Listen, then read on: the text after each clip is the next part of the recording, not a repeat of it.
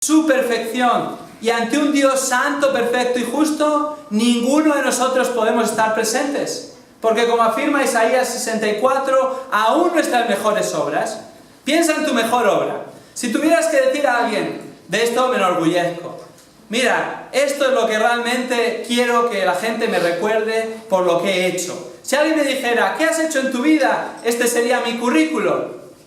Piensa en esa obra. Puede ser loable humanamente hablando, puede ser bueno humanamente hablando. ¿Sabes lo que dice Dios de esa obra? En Isaías 64, es como un trapo de inmundicia.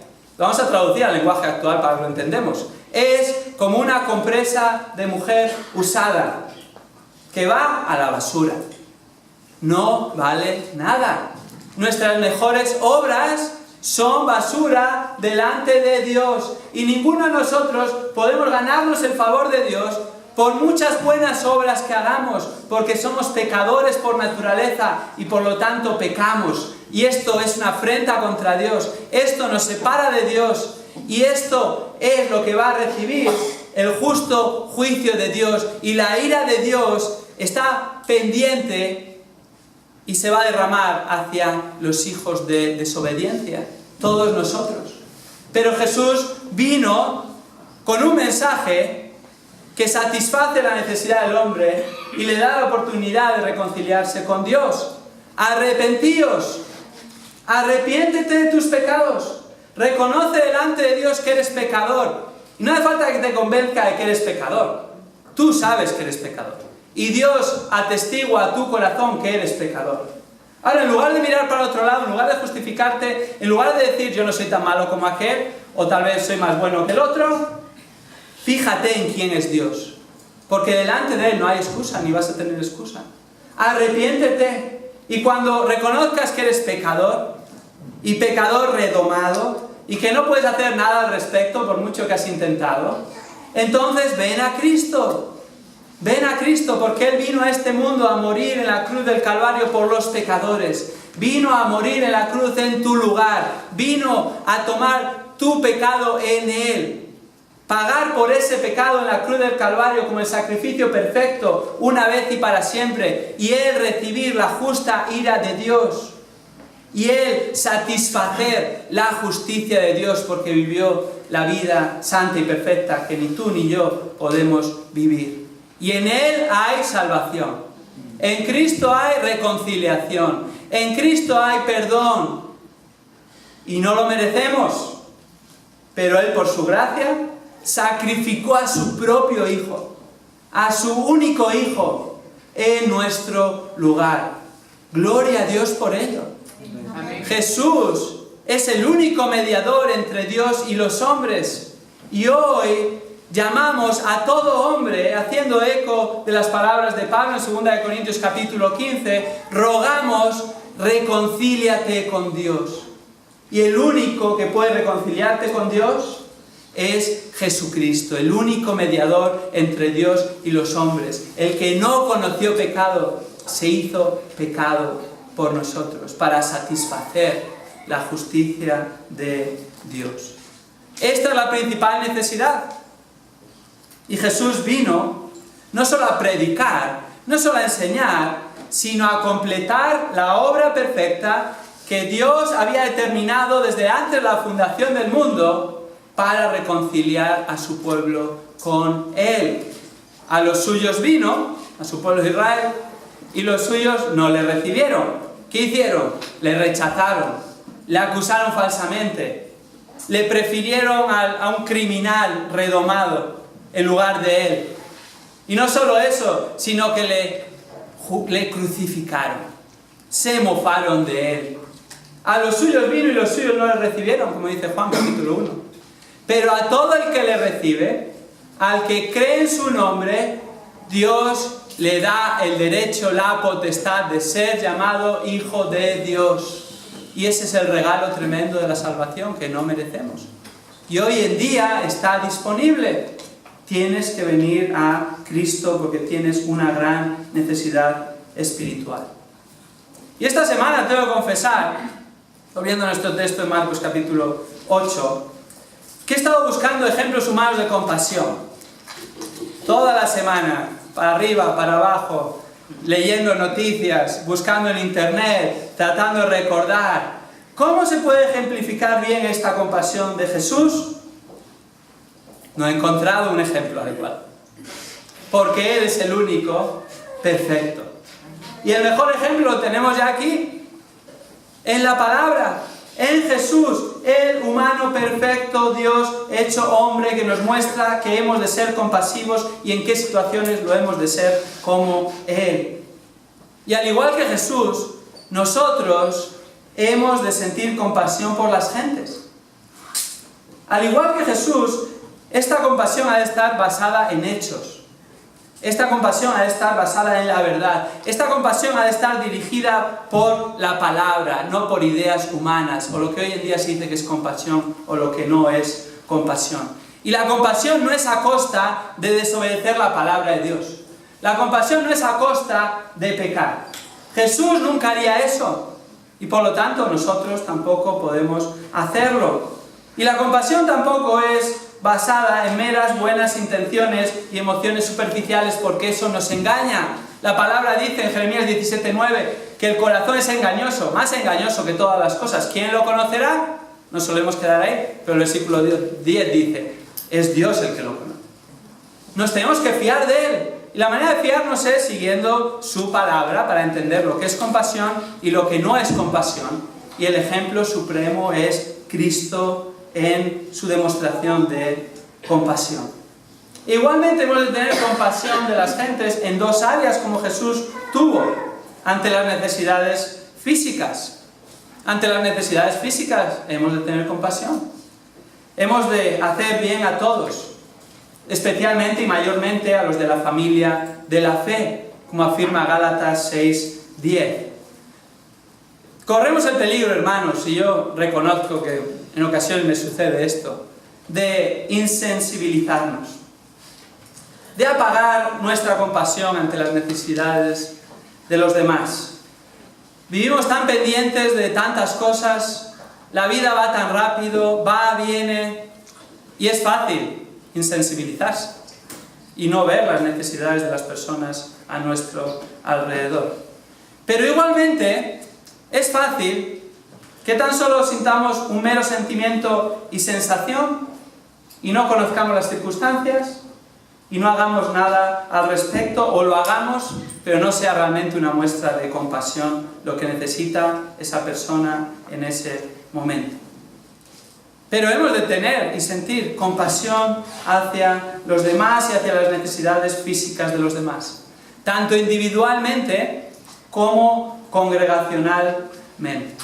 Individualmente cada uno ha de examinarse y ver si está teniendo compasión, si tal vez hay lugar para crecer en compasión y ser más como Cristo, y siempre hay lugar para crecer en compasión y ser más como Cristo. Pero congregacionalmente, hermanos, también hemos de ser sensibles a las necesidades físicas a nuestro alrededor. Y es por esa razón que tenemos una pequeña ayuda social en la iglesia. No tratamos de erradicar el hambre en el mundo, porque eso es imposible mientras este mundo sea pecaminoso, pero sí tratamos de ayudar a los hermanos en la fe en necesidad. Y precisamente en las últimas semanas nos estaban comentando los hermanos que se encargan de esta obra social que se necesitan más personas que puedan contribuir a la obra social. Y la contribución es sencilla, es una contribución voluntaria.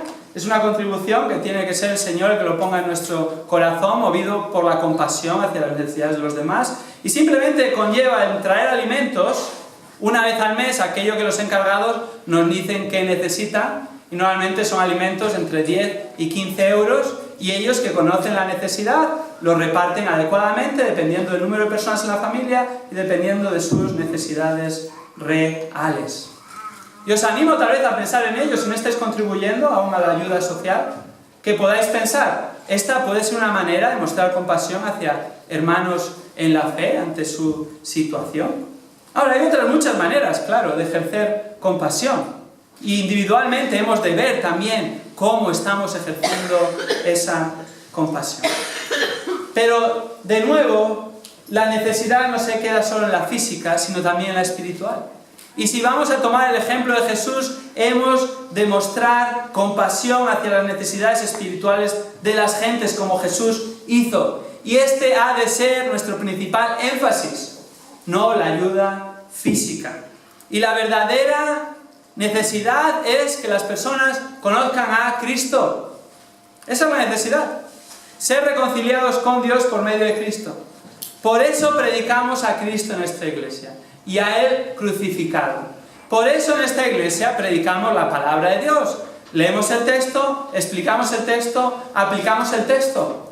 Porque esto es lo que alimenta el alma de las personas. Esto es lo que nos guía. Esto es lo que satisface realmente al Hijo de Dios. Y como tal, no solo lo hemos de hacer congregacionalmente, mostramos compasión. Predicando es una muestra de compasión. Enseñando es una muestra de compasión. Los discipulados es una muestra de compasión ante las necesidades espirituales. La oración unos por otros es una muestra de compasión. Por eso tenemos un culto los jueves a las 8 de la tarde en la que oramos unos por otros. No solo eso, sino cualquier otro medio establecido en la palabra, el enseñar en la escuela dominical a los niños es una muestra de compasión. Todo que está centrado en la palabra y en aquello que la palabra dice, que satisface una necesidad espiritual, es una muestra de compasión, porque está satisfaciendo una necesidad espiritual. Y como tal, hemos de realizarlo y hemos de enfatizarlo. Pero individualmente, hermanos, hemos de hacerlo también. Hemos de orar: Señor, dame realmente un corazón compasivo hacia las gentes. Déjame ver a mi vecino y a los padres de los compañeros del colegio de mis hijos, y tal vez a mi compañero de trabajo y a mis familiares y a las personas según me cruzo con ellas en la calle. Déjame ver la necesidad que tienen, la terrible necesidad espiritual, porque están perdidos, están muertos en sus delitos y pecados. Y si no vienen a Cristo, están condenados y la eternidad es el infierno, apartados de Dios. ¿Hay otra necesidad mayor que esa? Y a veces nos insensibilizamos. ¿No es así? Pasamos de largo, nos acostumbramos y vivimos de espaldas a esta verdad. Y hemos de arrepentirnos, hermanos. Y hemos de orar al Señor: Señor, dame realmente un corazón compasivo hacia las gentes y que empiece por su necesidad espiritual. Y que les hablemos de Cristo, sin importarnos que se mofen de nosotros, sin importarnos que seamos rechazados, sin importarnos los calificativos que nos vayan a poner, fundamentalistas, o trogloditas, o retrógrados, o cualquier otra lindez que nos puedan decir y que vayan más allá y subidos de tono, que no voy a repetir. ¿Por qué no nos va a importar? Porque nos importa realmente el estado de sus almas y que puedan ser reconciliados con Dios. Jesús fue movido por las necesidades de las multitudes. En este caso, en Marcos capítulo 8, observó la desesperada situación de la multitud y reaccionó con compasión. Vemos en los 3 versículos a Jesús, el compasivo proveedor. Y vemos la compasiva motivación de su provisión. Ahora, en el resto del pasaje, vemos a Jesús, el compasivo proveedor, y lo vemos específicamente en los versículos 4 al 10, en segundo lugar, por el milagroso medio de su provisión. El milagroso medio de su provisión. Ante esta necesidad, recordemos, sin comer, una necesidad física, Jesús es movido a compasión, basado en hechos que relata a sus discípulos en los 3 primeros versículos, y entonces hace una pregunta a sus discípulos. Sus discípulos hacen una pregunta a Jesús. La encontramos en el versículo 4. Una pregunta bastante pragmática, por ponerle un adjetivo liviano. Dicen sus discípulos, le respondieron con una pregunta: ¿dónde podrá alguien encontrar lo suficiente para saciar de pan a estos aquí en el desierto? Bueno, parece que los discípulos fueran gallegos, ¿verdad? Tienen esta fama los gallegos. Les haces una pregunta, te contestan otra pregunta. Están esquivando realmente su responsabilidad los discípulos.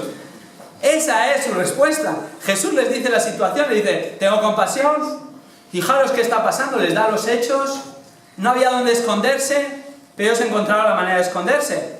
Fijémonos cómo empieza la pregunta: ¿dónde podrá alguien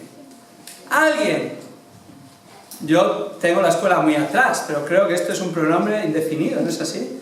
¿Quién es ese alguien? Indefinición. ¿Nos estás hablando a nosotros? Porque ¿quién va a proveer para esto? ¿Dónde están? No se quedan ahí solos, sino que ven imposible que alguien pueda hacer algo al respecto. El resto del versículo. ¿Dónde podrá alguien encontrar lo suficiente para saciar de pan a estos aquí en el desierto? Pero tú has visto cuántos son. Pero tú has visto dónde estamos.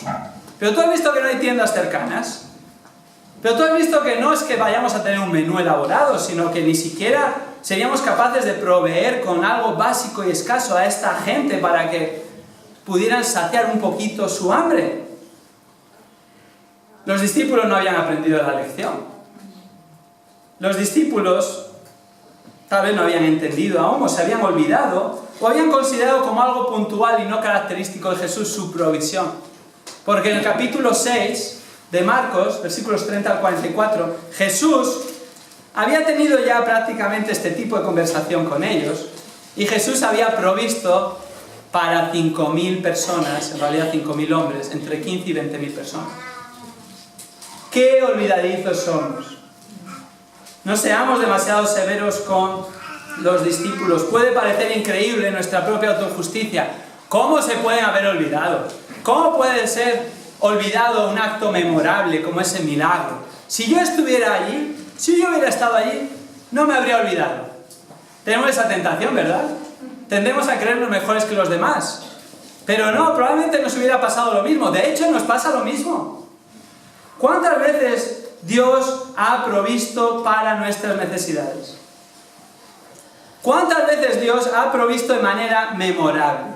¿Qué dices? Yo no sé lo que ha pasado, ni de dónde ha venido esto, pero gracias a Dios por ello. ¿Cuántas? Unas cuantas, ¿verdad? Y la Biblia nos dice que todo viene de Dios. Todo lo bueno, toda buena dádiva y todo don perfecto, dice Santiago 1, viene del Padre de las luces. Si algo tenemos, es la provisión del Señor.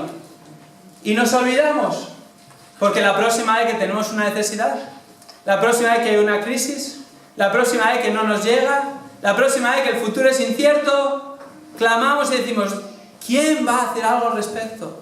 ¿Dónde voy a encontrar trabajo? ¿Cómo voy a proveer para esta factura? ¿Qué me va a suceder? Y nos olvidamos de cómo Dios ha provisto hasta ese momento y que si Dios quiere, puede proveer. Y este texto, hermanos, nos tiene que ayudar a no ser olvidadizos y tender a no confiar como somos como seres humanos y no poner nuestros ojos en las circunstancias y en los imposibles, sino que hemos de poner nuestros ojos y nuestra confianza en Jesús, porque Él, si quiere, puede proveer. Y si no provee, es porque Él no quiere y porque según su criterio, que es el mejor criterio, no lo necesitamos o no es el momento adecuado para recibirlo. Jesús, continuando en Marcos 8, pasa por alto la contestación de sus discípulos en aprendizaje. No les dice lo que tal vez nosotros hubiéramos dicho, ¿no? No les dice, ¿cómo es que os habéis olvidado tan pronto de lo que he hecho? Pero si han pasado solo unos meses y la otra multitud era aún mayor. No les dice nada de eso. Tampoco les recrimina su posible falta de fe mostrada con esta contestación. ¿Qué hace Jesús? Se dispone a proveer milagrosamente para las gentes. Y eso es de lo que trata el resto de este pasaje, versículos 5 al 10. Y lo primero que hace, proveyendo milagrosamente para las gentes, es otra pregunta a los discípulos. Él les pregunta, versículo 5, ¿cuántos panes tenéis? Venga, vamos a volver a empezar. Voy a pasar por alto la pregunta que os hice y vuestra respuesta. ¿Cuántos panes tenéis? Bueno, ahora los discípulos le responden, 7. Parece que los discípulos tenían razón, ¿no? 7 panes para 4.000 hombres, sin contar mujeres y niños, se antoja totalmente insuficiente. No para saciarse, sino para que cada uno al menos pudiera tener una migaja de pan. Pero lo que es insuficiente para el ser humano es más que suficiente para Jesús, Dios hecho hombre. Y los 7 panes fue todo lo que necesitó para proveer para las necesidades físicas de esta multitud. Fijémonos, versículos 6 al 10 nos lo describe perfectamente de nuevo y no vamos a pasar excesivo tiempo porque el texto es claro. Y dice, versículo 6, entonces mandó a la multitud que se recostara en el suelo, y tomando los 7 panes, después de dar gracias los partió, y los iba dando a sus discípulos para que los pusieran delante de la gente, y ellos los sirvieron a la multitud. También tenía unos pocos pececillos, y después de bendecirlos mandó que estos también los sirvieran. Todos comieron y se saciaron, y recogieron de lo que sobró de los pedazos 7 canastas. Los que comieron eran unos 4.000, y los despidió. Y subiendo enseguida a la barca con sus discípulos, fue a la región de Dalmanuta. Jesús, el compasivo proveedor, no necesitó más que 7 panes, como vemos en el versículo 6, para proveer para una gran multitud de 4.000 hombres, como nos dice el versículo 9. Todo lo que hizo fue mandarle recostar en el suelo, principio del versículo 6, dar gracias al Dios Padre por los alimentos, mostrando de quién provenía la provisión, segunda parte del versículo, y posteriormente dar esa comida a sus discípulos para que la repartieran, final del versículo 6. Y lo increíble es que el texto no nos dice cómo, pero Jesús en sus manos fue multiplicando los 7 panes, porque no se acabaron, y fue dando, y los discípulos iban, servían, volvían, y Jesús con sus manos fue multiplicando los 7 panes para dar de comer a toda esta multitud. Creó comida continuamente. De hecho, así lo expresa el texto de la manera que lo menciona con el verbo que utiliza. Fue dando, fue algo continuado. Jesús fue creando continuamente comida, multiplicando inexplicablemente a los ojos de los hombres tan solo 7 panes. Y este fue el milagroso medio de su provisión. Y no nos ha de sorprender. Humanamente hablando, esto es sorprendente, pero no nos ha de sorprender. Porque ¿quién es Jesús? Es Dios. Dios hecho hombre. Y la Biblia nos dice que Él es el creador. Colosenses 1:16 afirma, en Él, en Cristo, fueron creadas todas las cosas. Sí, en el principio fueron creadas todas las cosas en Cristo de la nada, ex nihilo, de la nada. Por lo tanto, no es sorprendente que en Jesús fueron creada más comida a partir ya de materia existente, como eran esos panes. ¿Y qué hicieron los discípulos? Simplemente repartir. Fueron los camareros. Pero Jesús no se quedó ahí. Jesús muestra su compasión por medio de este milagro. Pero Jesús muestra su compasión generosamente. No solo les sirvió un primer plato, pan, sino que tuvieron un segundo plato. Fijémonos, versículo 7, pececillos. No fue una tapa, fue un menú del día, con 2 platos. Y ellos se saciaron. Jesús hizo lo mismo con los pececillos y nos dice que lo hizo abundantemente. ¿Por qué? Porque el versículo 8 dice, todos comieron en la multitud. Lo hizo abundantemente no solo porque todos comieron, sino que todos comieron, y que dice el texto, se saciaron. No solo lo hizo abundantemente porque todos comieron y todos se saciaron, sino que además sobraron 7 canastas. Este no es un número del que hemos de hacer cábalas con él, ni sabemos exactamente qué relación tienen los 7 panes con las 7 canastas, pero esto es cierto. Empezaron con 7 panes y acabaron con 7 canastas. La realidad es, empezaron con escasa comida y al final todos comieron, se saciaron y sobró más comida de con la que empezaron. Este es nuestro gran Señor y Salvador. Y esta es su compasiva provisión abundante y generosa. Ahora ya podía despedirles, versículo 9. Les despide. Ya nadie va a desfallecer por el camino. Y Él se va con sus discípulos, se monta de nuevo en la barca y va a la otra orilla, de nuevo a la orilla este, el mar de Galilea, a Dalmanuta, al sur de Capernaum, como nos dice el versículo 10. ¿Qué vemos aquí, hermanos? Jesús es el compasivo proveedor. Y fruto de su compasión provee para las necesidades de las personas. Y no solo provee para las necesidades, sino que va más allá de las necesidades. Y no solo provee para las necesidades y va más allá de las necesidades, sino que provee abundante y generosamente. Recibí hace unos días un mensaje de los pastores del Ministerio Hispano de Grace Community Church. Los conocemos, hermanos que han estado aquí de visita en varias ocasiones. Y me mandaron un mensaje, un WhatsApp, y me dijeron que el Señor había provisto de un donativo para la construcción en Heras de Renueva. Todos sabéis, estamos confiando en el Señor y por medio de donativos voluntarios se está levantando ese edificio, hasta ahora, gracias a Dios, sin ninguna deuda, y para su gloria Él ha provisto. Y me dijeron, mira, había una persona, hoy en el culto, era un domingo, hace 2 domingos, y se acercó a nosotros y dijo, mirad, quiero hacer una ofrenda, y quiero hacerla para misiones. ¿Dónde pensáis que hay necesidad? ¿Dónde podría dirigir esta ofrenda? Y ellos, pues generosamente hacia nosotros, le orientaron hacia la construcción de la capilla en Heras. Le dijeron, mira, en León están construyendo esta capilla, lo están haciendo con donativos, si quieres puedes dar el donativo para esa construcción.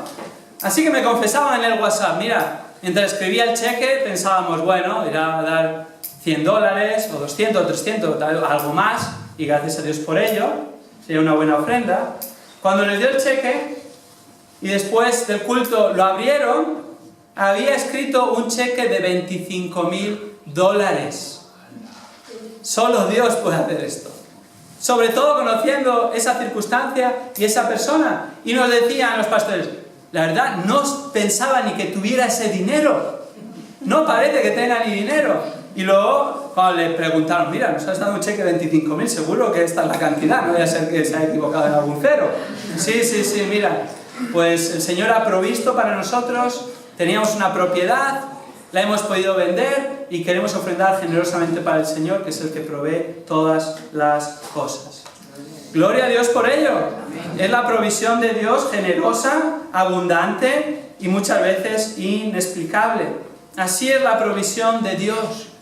Así es la provisión de nuestro Señor y Salvador Jesucristo.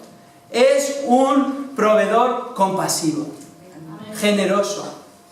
Y Él provee para las necesidades físicas de su pueblo. Sí, a veces milagrosamente inexplicable, pero Él provee cada día, de manera cotidiana y habitual. Y siempre provee fruto de su compasión, porque nada merecemos. Nada podemos exigir, nada podemos reclamarle, es su misericordia la que provee para nuestras necesidades. Y hermano, no solo provee para nuestras necesidades, que ya sería suficiente. Y hoy en día el concepto de necesidad está mucho más arriba de lo que realmente es necesidad, por el contexto en el que vivimos, un país del primer mundo, y llamamos necesidad a lo que hace 30, 40, 50, 60 años no era necesidad realmente. Pero Dios provee para nuestras necesidades y aún más allá de nuestras necesidades, y lo hace abundantemente.